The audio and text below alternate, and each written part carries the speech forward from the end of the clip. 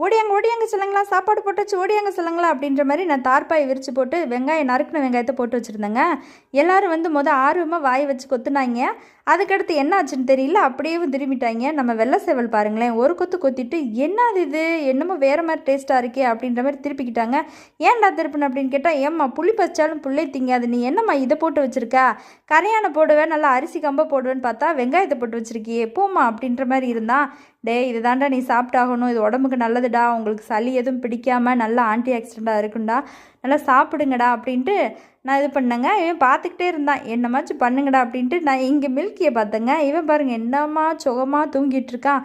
என்னடா எப்படி குளித்தாலும் குளிக்க வச்சாலும் என்னடா மண்ணில் விழுந்து உருண்டுட்டுருக்கா அப்படின்னா, போம்மா இது எங்களோட பர்த் நேச்சுரல்மா, நாங்கள் மண்ணில் தான்மா விழுந்து உருளுவோம் அப்படின்ட்டு என்னை முழிச்சு பார்த்துட்டு இருந்தாங்க. டேய் நல்லா என்ஜாய் பண்ணுறடா அப்படின்ட்டு, இந்த பண்ணைக்கு வந்தாலே ஒரு என்ஜாய் மூடுக்கு தான் இங்கே போயிடுறியான் அப்படின்ட்டு நான் பார்த்துட்டு உட்காந்துட்டு இருந்தேங்க.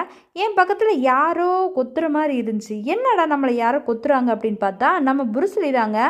ஏம்மா வெங்காயத்தை போட்டிருக்கே கரையானை போடுமா அப்படின்ட்டு இது பண்ணிகிட்டு இருந்தாங்க.